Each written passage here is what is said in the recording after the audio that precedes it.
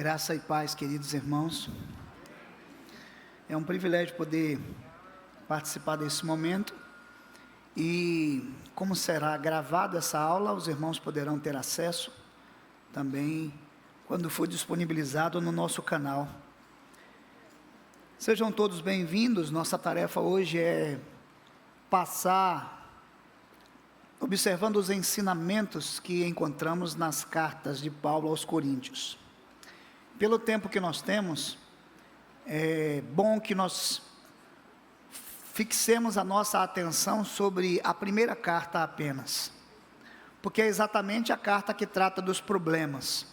A segunda carta é uma carta que está mais consolidada e ela tem o desafio de provar ou de chamar a atenção para a responsabilidade ou o caráter apostólico do ministério de Paulo. Então é uma defesa apostólica.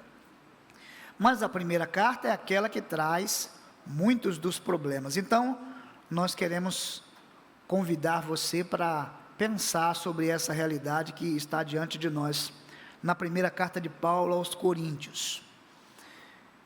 A oportunidade também será para você fazer perguntas. Eu espero que, com a ajuda dos professores que estão aqui, nós consigamos dirimir aí as questões mais importantes. É importante ter uma visão dessa carta.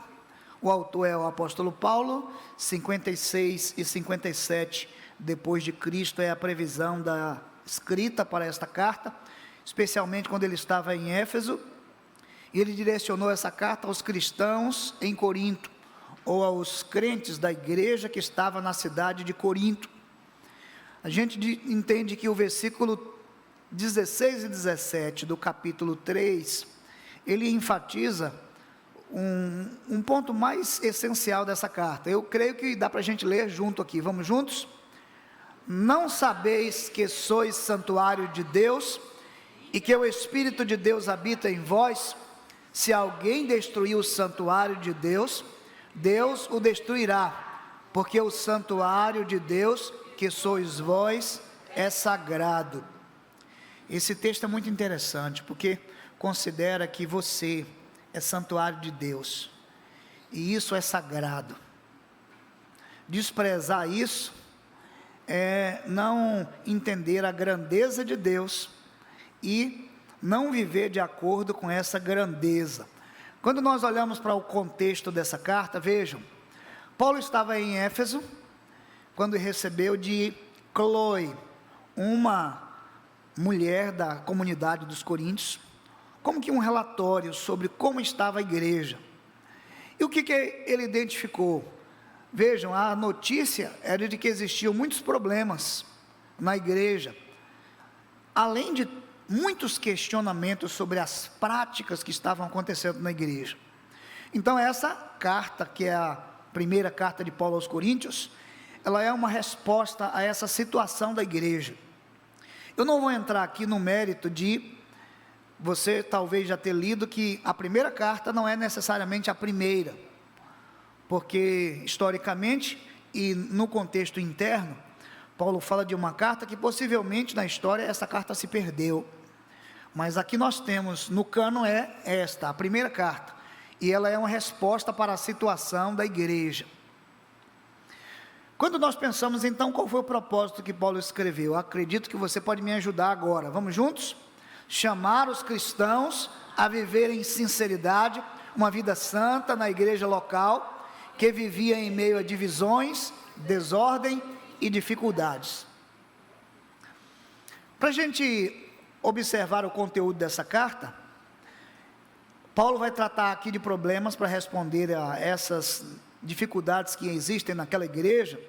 Então ele vai exortar os cristãos a seguirem a Cristo e não aos homens, a servirem e adorarem em harmonia e unidade na igreja, para edificação e não para o orgulho e benefício pessoal, pregar o evangelho no poder de Deus, praticar o amor, obedecer os caminhos do Senhor, fazer tudo para a glória de Deus e reconhecer que existe apenas um Senhor, um Espírito e um corpo.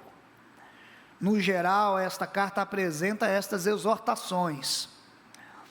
A mensagem que podemos encontrar aqui de maneira sintética é que a igreja deve servir a Cristo.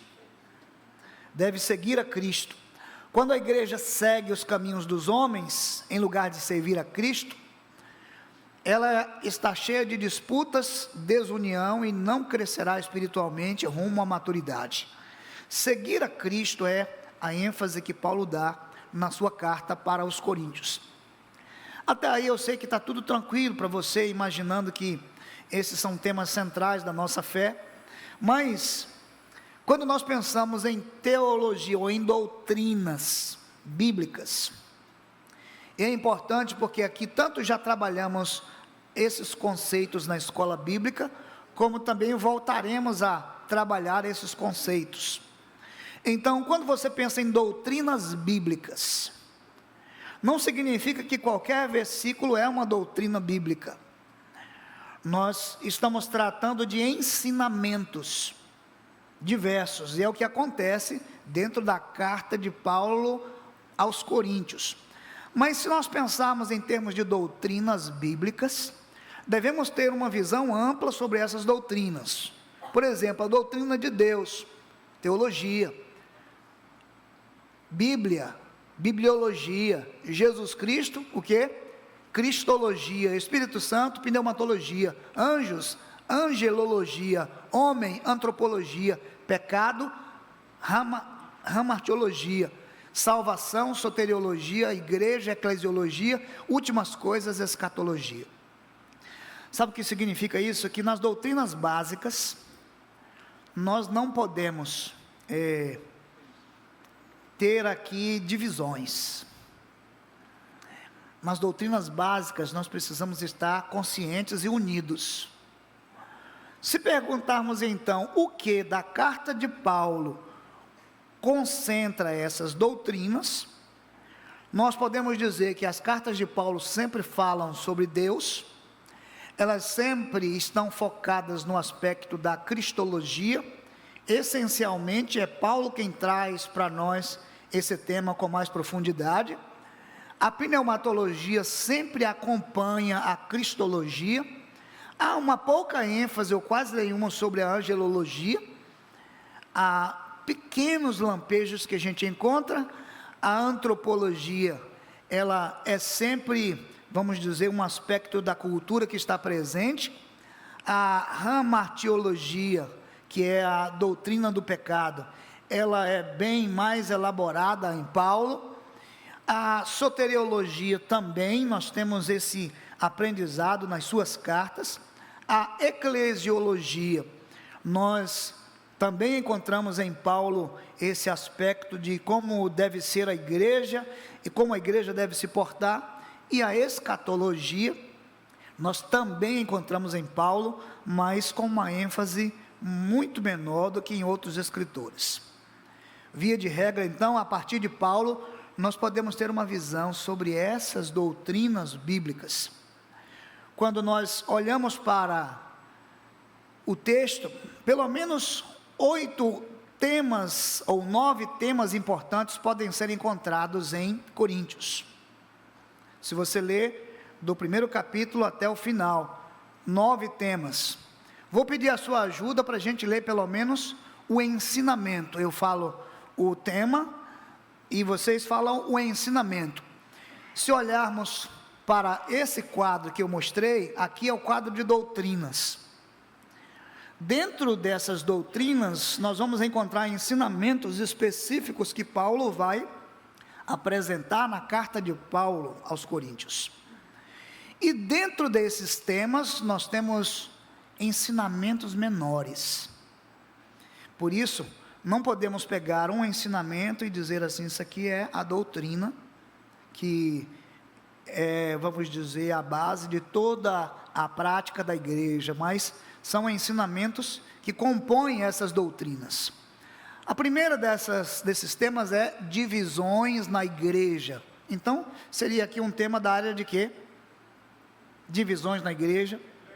Eclesiologia. Entende? 1 Coríntios 1, de 10 a 13, qual o ensinamento?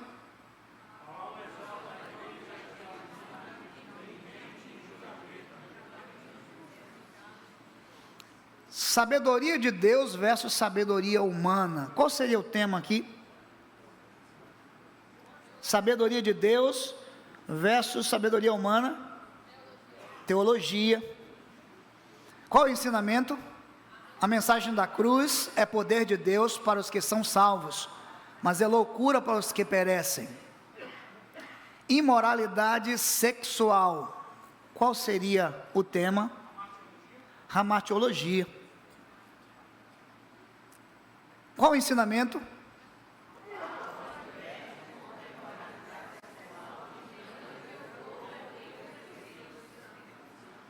Muito bem. Casamento e celibato. Qual seria o tema aqui?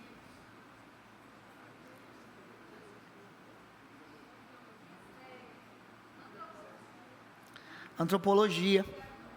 Exatamente. Tem a ver com o que está posto na cultura, antropologia, mas é claro que isso envolve uma relação com outros temas. Mas a antropologia pode tratar bem dessa questão do casamento, assim como eclesiologia. Paulo faz uma relação do casamento com a igreja. Qual é o ensinamento?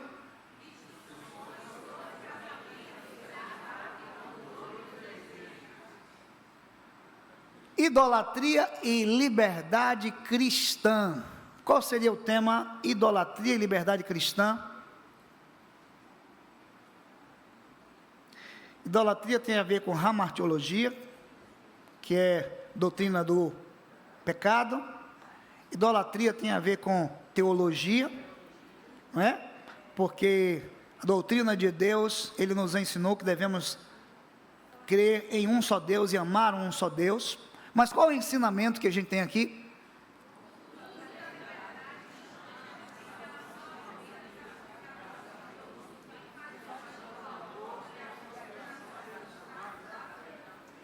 Ok. A ceia do Senhor. Qual seria o tema aqui? A ceia do Senhor. Tem dois temas que é muito importantes aqui de serem relacionados. Um é eclesiologia, não é? E o que a ceia demonstra? Ela fala sobre o quê? Hein? Fala sobre Cristo. Cristologia. Você falou ali sobre escatologia. Ela também anuncia a morte do Senhor até que Ele venha. Vejam como esses temas estão ali, de alguma forma, entrelaçados. O último, aliás, os três últimos, dons espirituais. Qual seria ali qual seria a doutrina? Pneumatologia. E aí tem uma relação com a eclesiologia, não é? Exatamente, pneumatologia. Qual é o ensinamento? Variedade de dons espirituais concedidos pelo Espírito Santo para o bem comum da igreja. Amor, que é a ênfase que ele vai dar. Qual seria a doutrina que a gente pode relacionar aqui ao amor? No Novo Testamento, ela também está ligada à pneumatologia, ela está ligada à teologia, porque Deus é amor, e você tem toda uma relação que o amor vai permear todas as doutrinas. Não há nenhuma dessas doutrinas que exclua essa perspectiva do amor. E por último, ressurreição dos mortos. Qual seria a doutrina que... Escatologia. Que mais?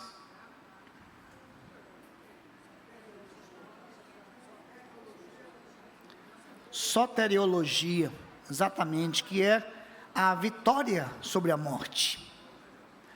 Muito bem.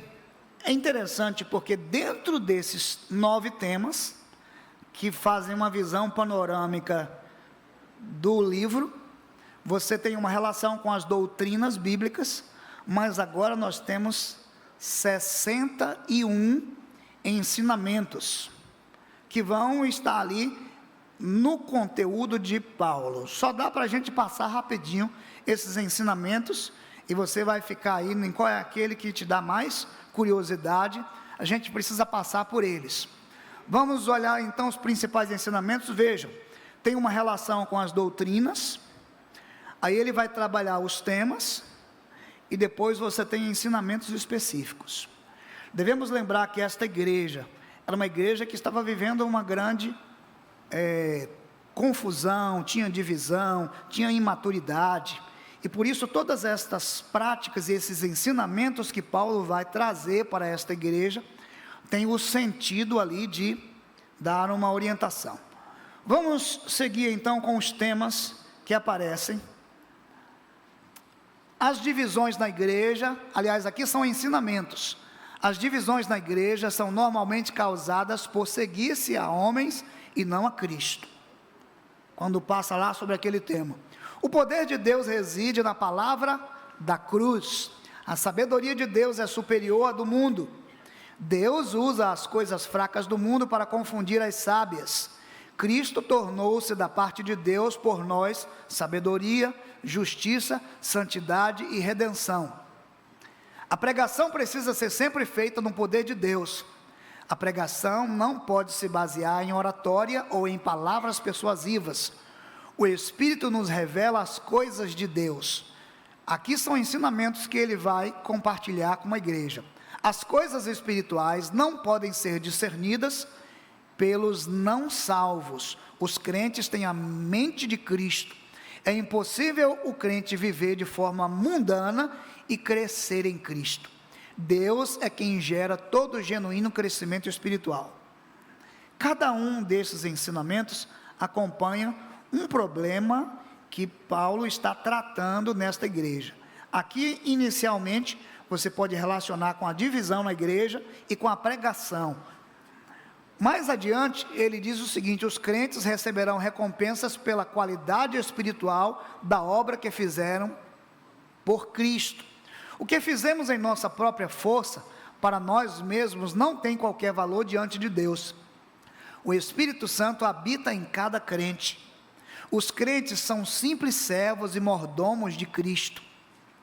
Cristo revelará todas as verdadeiras motivações de nossas ações quando comparecemos diante dele. A imoralidade não deve ser tolerada na igreja. O pecado precisa ser expurgado do corpo de Cristo através da disciplina da igreja. Os crentes não deveriam levar uns aos outros aos tribunais humanos. A imoralidade é um pecado contra o corpo da pessoa que é templo de Deus. Os crentes deveriam glorificar a Deus em seus corpos. Vejam, nesses ensinamentos, aqui ele está fazendo uma orientação para tratar problemas que a igreja tinha demonstrado. Os irmãos estão comigo até aqui? Estão entendendo? Vamos seguir para outros temas, porque esses temas parecem mais tranquilos, mas 3 temas especiais geraram muitas controvérsias na história. Onde foi que eu parei? Último, vamos ao próximo. Vamos dizer juntos aqui: o celibato, por amor a Cristo, é algo bom. O casamento é bom para aqueles a quem ele se encaixa. Os parceiros do casamento têm responsabilidades mútuas, uns para com os outros, ou uma para com a outra. O casamento deve ser entre um homem e uma mulher para a vida toda. O crente é livre para deixar um cônjuge incrédulo partir, se este assim desejar. Foi essa a orientação de Paulo. A viúva ou viúvo é livre para casar novamente, mas com outro crente. Apenas a morte rescinde a aliança do casamento. A comida em si mesma é neutra. O crente não deve lançar mão de sua liberdade em Cristo para levar um irmão ao tropeço. Os crentes estão livres para não exercer sua liberdade por amor a Cristo. Não ministrar de acordo com as regras da palavra de Deus poderá desqualificar um crente de certas posições do ministério. As escrituras do Antigo Testamento foram escritas para o nosso exemplo e instrução. Nenhum crente está livre de cair em tentações. Há um pouquinho mais, como disse, são 63 ou 61 ensinamentos específicos. Deus é fiel e nos livrará em meio à tentação à medida que dele dependermos. A idolatria não tem qualquer lugar na vida de um crente. Tudo o que fizermos tem de ser feito para a glória de Deus. Embora algo seja permissível, não significa que seja proveitoso, sensato ou edificante. Devemos imitar os crentes piedosos enquanto eles imitam a Deus. A mulher deve demonstrar atitude bíblica de submissão no culto público. Aqui foi um tema que gerou bastante polêmica. A ceia do Senhor é sagrada e não deve ser tratada com leviandade, ou não se deve dela participar quando houver pecado. A ceia do Senhor é uma lembrança da morte de Cristo, um memorial e uma proclamação da sua segunda vinda. Vários dons espirituais foram dados pelo Espírito Santo aos crentes para o bem comum e para a edificação da igreja. Há apenas um Senhor, um Espírito e um corpo de Cristo. Todos os crentes são membros importantes do corpo de Cristo e têm uma contribuição a prestar. Nenhum membro do corpo de Cristo é mais importante ou de menor valor do que outro. Cristo deu diferentes papéis funcionais aos membros do corpo de Cristo. O amor bíblico é de maior valor do que qualquer dom espiritual. Línguas geralmente não são para uso no culto público. A profecia tem mais valor do que as línguas. As línguas foram um sinal para os incrédulos. A profecia era um sinal para os crentes. As mulheres deveriam, via de regra, manterem-se em silêncio no culto público. Os dons espirituais deveriam ser exercidos pela igreja para edificar e com decência e ordem. Os dons espirituais não são para vanglória, orgulho ou benefício pessoal. O cerne da mensagem do Evangelho é a ressurreição corpórea de Jesus Cristo. Se Cristo não tivesse ressuscitado corporalmente dentre os mortos, nossa fé não teria valor, seria vã e estaríamos mortos nos nossos delitos e pecados. A ressurreição corpórea de Jesus Cristo, ou de Cristo, garante a nossa ressurreição corpórea para a vida eterna. Os crentes receberão o mesmo tipo de corpo celestial, glorificado e ressurreto que Cristo recebeu. E as duas últimas declarações que nós temos aí são essas: a ressurreição corpórea de Cristo derrotou a morte e o pecado. Os crentes deveriam contribuir regularmente na medida que Deus o faz prosperar. Bom, diante dessa abordagem que ele fez nesses ensinamentos, é claro que alguns desses foram temas mais polêmicos, especialmente 3 temas. O primeiro foi a liberdade. Como você lida com a liberdade cristã? O segundo foi a questão da relação da mulher na igreja, o silêncio, o uso do véu. E o terceiro foram os dons espirituais. Então, historicamente, esses 3 temas, eles foram temas mais debatidos. Mas, no geral, que você dê uma visão assim, quais seriam outros temas que poderiam ser mais polêmicos, ou que no dia a dia, na história da igreja, ou nos debates, eles foram mais calorosos?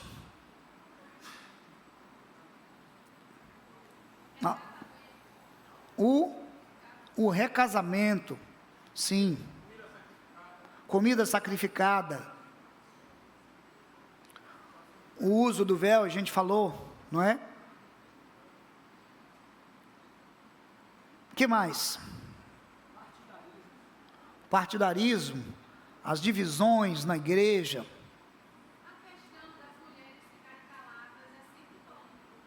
As mulheres ficarem caladas. As mulheres na igreja batista falam um bocado, não é? Oh, glória! Aleluia! Não mexa com isso não, pastor. Deixa isso quieto, pastor. Muito bem, vejam.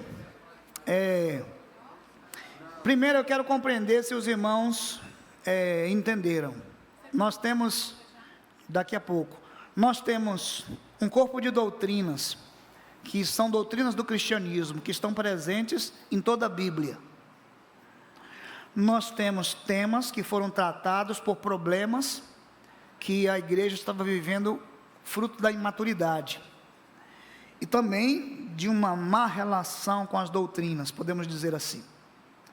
E nós temos ensinamentos diretos dentro desses temas, que tratam da igreja naquela cidade. Como eu mencionei alguns desses temas, eu queria pelo menos que você lembrasse o ensinamento, ou pelo menos o texto que você pode, sem ler o texto, alguns desses textos aí que a gente consegue entender a mensagem que está por trás. Me ajude aí, menina, que não está voltando aqui.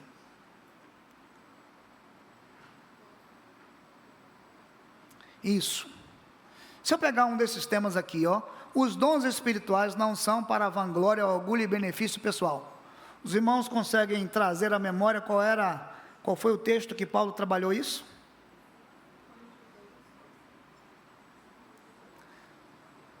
Se Cristo não tivesse ressuscitado corporalmente dentre os mortos, nossa fé não teria valor, seria vã e estaríamos mortos em nossos pecados. Conseguem trazer à memória, quando a gente lê o texto, tem lá um ensinamento. Aqui não tem o texto, aqui tem um ensinamento. O texto está colocado ali ao lado. Paulo diz que se Cristo não ressuscitasse, nossa fé e a nossa pregação seriam vãs. E assim todos os demais ensinamentos. Vamos então abrir o espaço aqui para as perguntas que os irmãos têm sobre essa temática. E eu quero abordar pelo menos 3 aspectos importantes no que diz respeito a esses temas que geram algum tipo de preocupação ou de turbulência.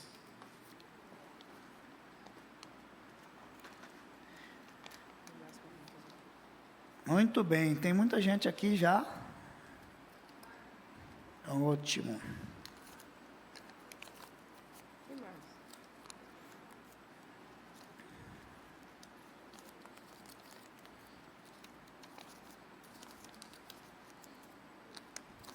Pode ler se você quiser, que tem um monte, você vai ler 3. A hora. Tem mais. Todos prontos? Meus professores, por favor, me ajudem agora. 10 minutos. Irmão, já está bom de perguntas. Primeira pergunta: é possível um crente perder a salvação?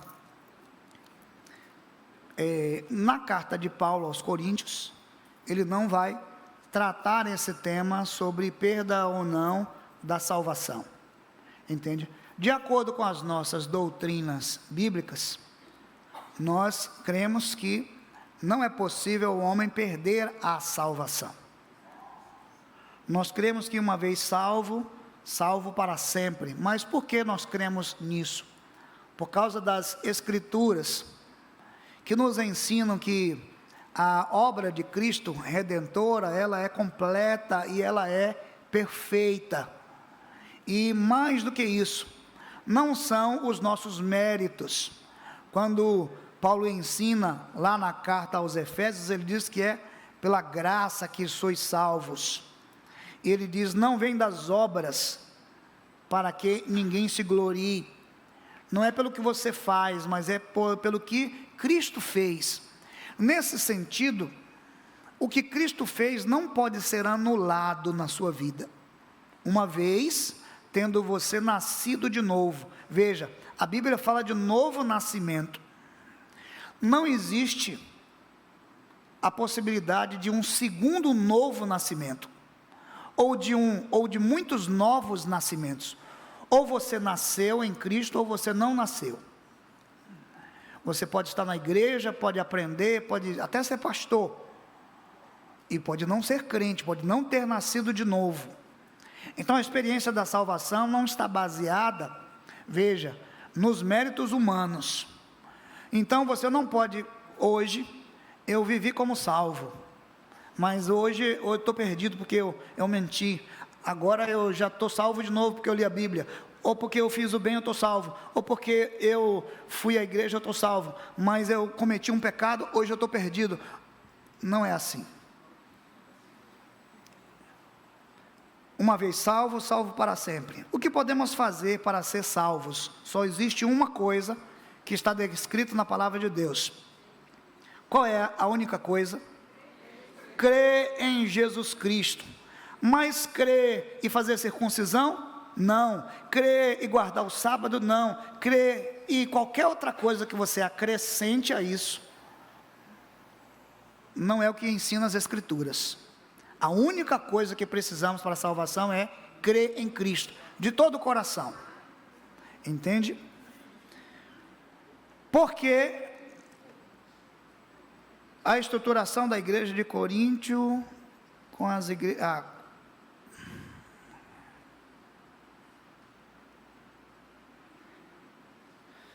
Porque está um pouquinho difícil de entender aqui. Porque é uma relação aqui da igreja de Corinto com a igreja atual. Eu digo o seguinte: qual seria a relação da igreja de Corinto com a igreja atual? Toda vez que nós tratamos os temas cristãos, os dons espirituais e todas as demais coisas com imaturidade, nós nos parecemos como a igreja de Corinto. A igreja de Corinto tinha todos os dons, mas tinha imaturidade no uso dos dons. Os dons, por exemplo, eram usados para a vanglória pessoal, ou para demonstrar de fato que estavam tendo algum tipo de experiência extraordinária com Deus. Então esta é uma relação que é sempre possível de fazer. Eu não sei se foi essa a pergunta. A traição sexual é justificável para a separação? Aqui já não é Paulo, vamos dizer, tratando esse tema. Quem trata desse tema foi Jesus. Mas observem, no Novo Testamento, o adultério seria o caso que justifica o divórcio, entende? O único caso que aparece nas Escrituras que diz que por causa dessa infidelidade é permitido o divórcio.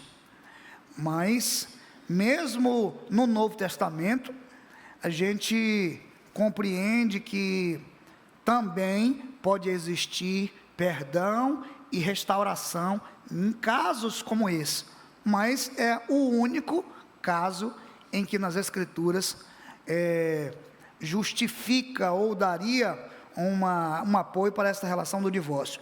O crente pode participar de festas pagãs, de São João, de São Pedro e de aí não está dentro do contexto de Paulo, mas o que foi que Paulo ensinou sobre isso? Claro que pode. Ele disse assim: todas as coisas são lícitas. Você pode fazer tudo o que quiser. Você pode plantar bananeira, você pode fazer o que quiser. Ele disse assim: todas as coisas são lícitas, mas nem todas edificam, mas nem todas. Aqui qual seria o tema? Liberdade cristã. O que foi que Paulo ensinou da liberdade cristã? Ele disse que se você usar a sua liberdade cristã para fazer um irmão pecar, você nem deve comer uma comida se o seu irmão ficar escandalizado, você não deve beber se o seu irmão ficar escandalizado, e você não deve fazer qualquer outra coisa se o seu irmão ficar escandalizado. Irmãos, se os irmãos me vissem num vídeo, numa selfie, no parque da cidade esses dias, lá evangelizando não, no parque da cidade, tomando um licor ali, ou comendo um milho, o que ia acontecer com os irmãos? Meu irmão, ia ser um falatório, uns dizendo assim: eu também queria, mas não posso.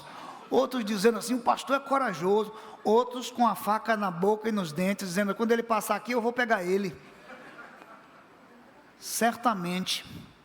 Qual é o princípio aqui? Não é o que você pode, é o que edifica.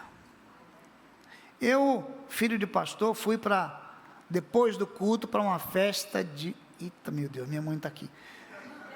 Fui para uma festa de pisada de cavalo que teve em Catu. E aí, quando eu cheguei lá, meu irmão parecia um peixe fora d'água. o Espírito Santo no meu coração disse: esse lugar não é para você. Eu voltei mais humilhado do que podia, entende? Então, é importante a gente considerar isso. O uso do véu pelas mulheres no culto, aqui é que o negócio pega. Capítulo 11, Paulo ensinou que as mulheres deveriam usar o véu. Esse ensinamento está ali nas Escrituras. Por que Paulo ensinou que deveria usar o véu? Porque era um costume, na cultura grega, era um costume em outras culturas usar o véu como um sinal de reverência, de pudor, como um sinal de, como é que diz? De autoridade. Aqui nós temos que juntar todos os aspectos culturais e teológicos. Culturais e teológicos. Então, Paulo ensinou em Coríntios, no capítulo 11, abra a sua Bíblia aí no capítulo 11, que eu acho que esse é o texto mais polêmico.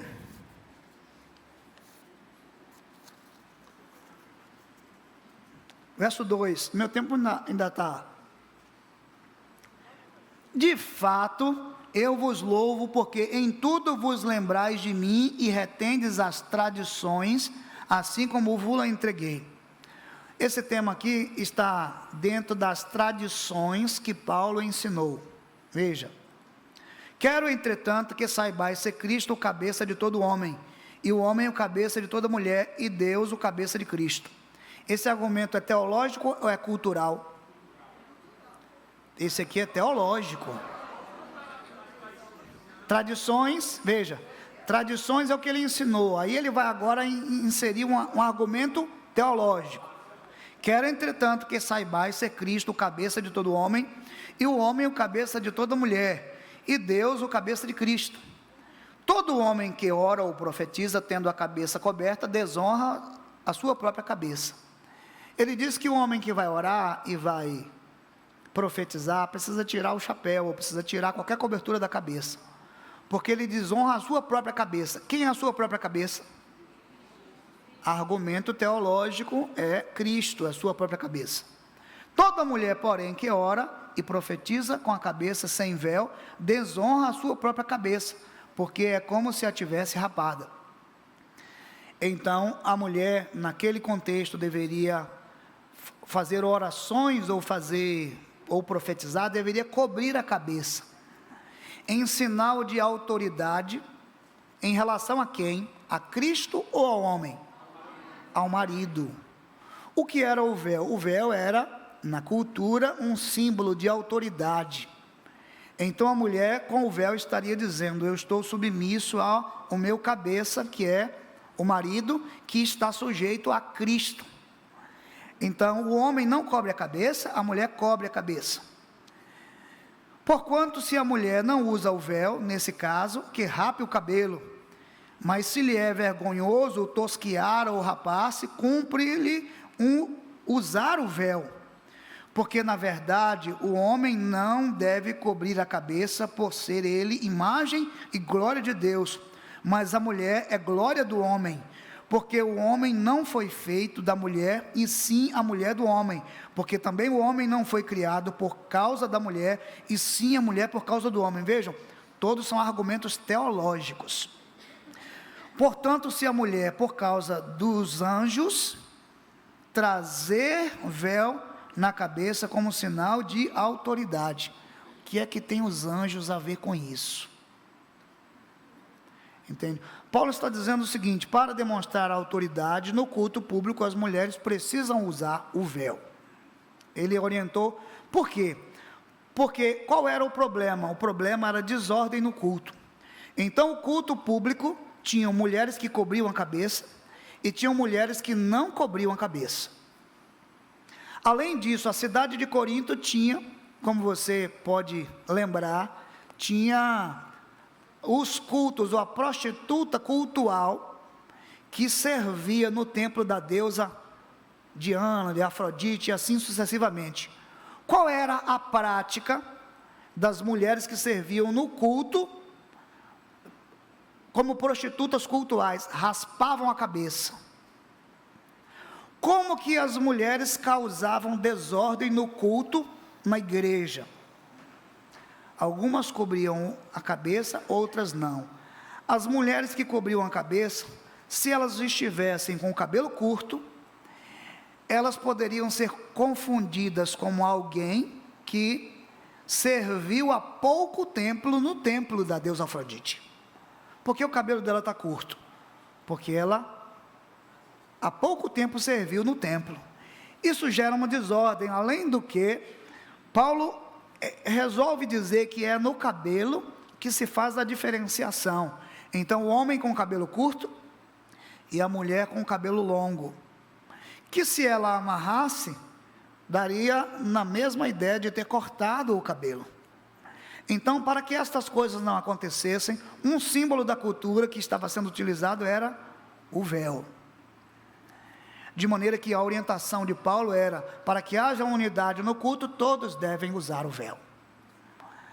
Claro que essa é a parte mais polêmica de nossa geração.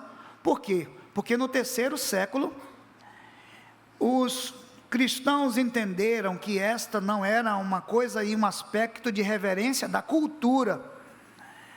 E na reforma protestante, nós tivemos um princípio que foi fortalecido. Qual foi o princípio que foi fortalecido? O de livre interpretação das Escrituras.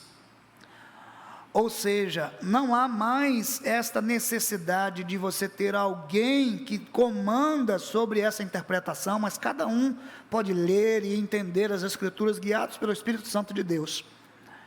O que, desde o 3º século, tornou desnecessário o uso do véu como sendo um símbolo de uma autoridade. Mas Paulo não condena o uso do véu, muito pelo contrário, ele orienta que seja utilizado, mas esta não é uma prática cultural na igreja cristã nos nossos dias.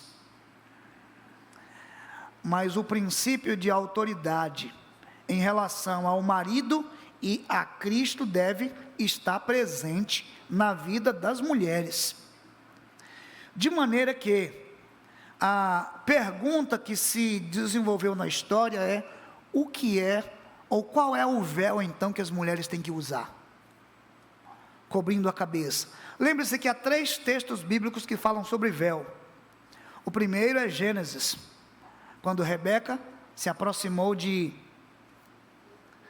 Isaac, e ela cobriu a cabeça. Quando Esté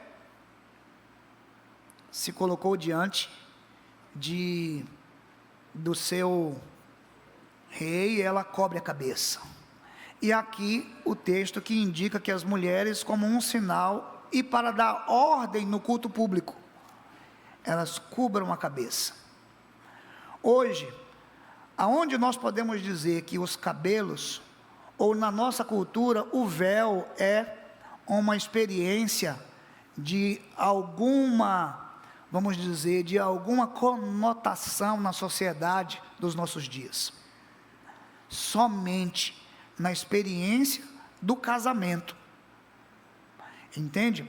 Por isso, nós não usamos o véu e nem entendemos que Paulo está orientando esta igreja dos nossos dias a fazer uso do véu. Segunda coisa que é preciso ser dito é que ao longo da história, Corinto é a única igreja que vai tratar desse problema. Jesus nunca mencionou, nenhum dos outros apóstolos mencionou, mas a orientação de Paulo aqui, para aquele contexto, foi que deve ser utilizado. Com base em 1 Coríntios 8, que mais?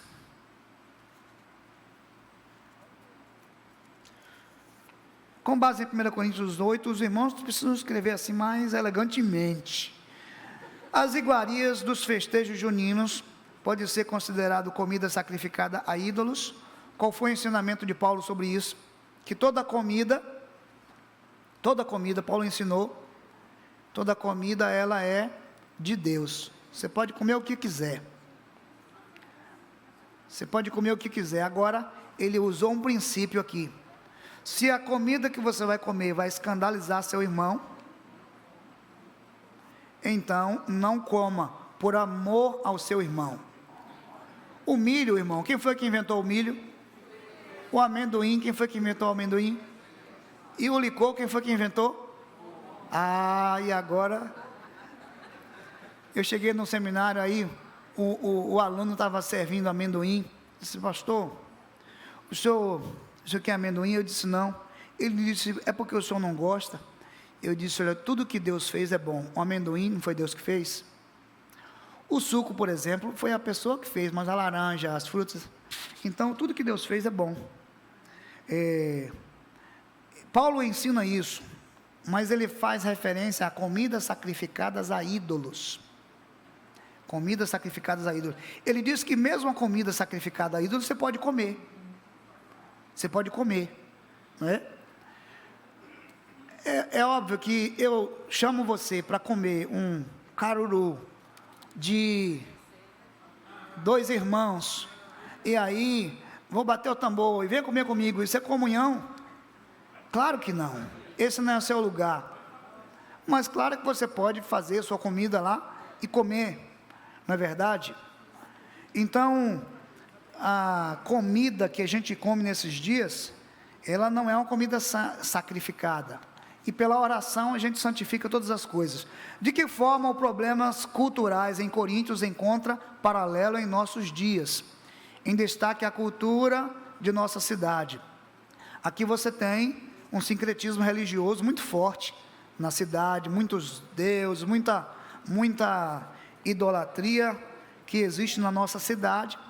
Então, assim como aqueles irmãos tinham o desafio de viver a fé em Cristo, nós também temos o desafio de seguir a Cristo unicamente. Eu devo deixar de comer acarajé e as comidas juninas por causa das festas? Eu acredito que está dentro da mesma perspectiva. Nós temos aqui na igreja uma pessoa que foi premiada por fazer o melhor acarajé de Salvador. É aqui da igreja. Ela não faz para sacrificar a santos e nada disso. Ela sobrevive da venda dos bolinhos e ela faz muito bem e faz santificado. Quem está governando o mundo de hoje? Qual é a doutrina? Onde está a igreja? Qual a posição da igreja? A Bíblia diz que quem governa o mundo, e é muito importante lembrar isso, quem governa a igreja é Cristo, mas quem recebeu autoridade sobre o mundo foi Satanás, só que ele não está insubmisso a Cristo, mas ele é quem domina sobre o mundo, e está sujeito à autoridade de Cristo. Cristo domina sobre a igreja, entende? E as portas do inferno não prevalecem contra a igreja de Jesus. Mas não há que pensarmos que os governos estão servindo a Cristo.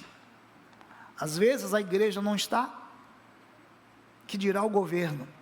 O lugar da igreja é seguir a Cristo e servir a Cristo. O que posso fazer para adquirir o dom de línguas? Nossa, essa Malacai mata os meninos.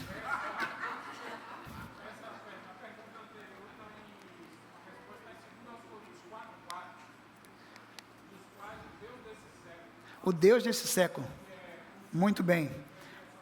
Bom, vamos tratar, para a gente finalizar, dos dons, porque o culto estava sendo tumultuado, veja, por essa diferença, uns usam véu, uns não usam, isso gera uma polêmica, gera distração no culto, e tudo isso deve ser feito por temor a Cristo.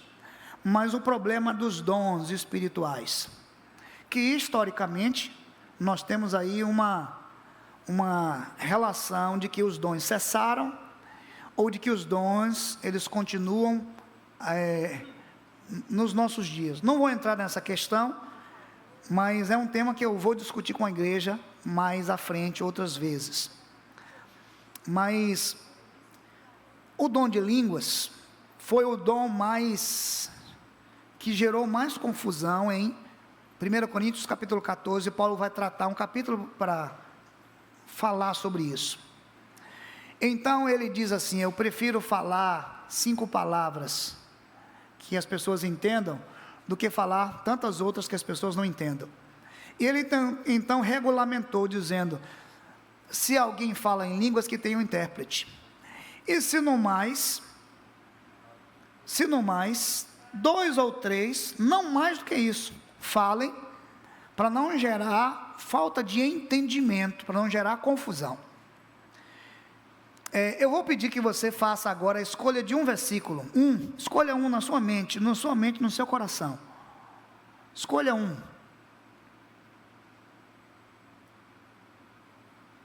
Escolheu? Vou contar até 3, todo mundo vai ler ou vai recitar o seu versículo junto, assim, a uma só voz. Todo mundo, o versículo que você escolheu. 1, 2, 3. Porque desde a antiguidade não se ouviu nem se viu.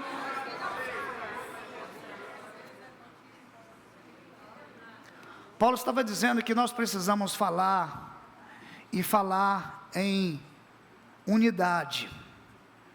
Então, se a gente lembra do Salmo 23, podemos dizer juntos: o Senhor é meu pastor, nada me faltará. Deitar-me faz em verdes pastos, guia-me mansamente a águas tranquilas, refrigera minha alma, guia-me pela vereda da justiça, por amor do seu nome.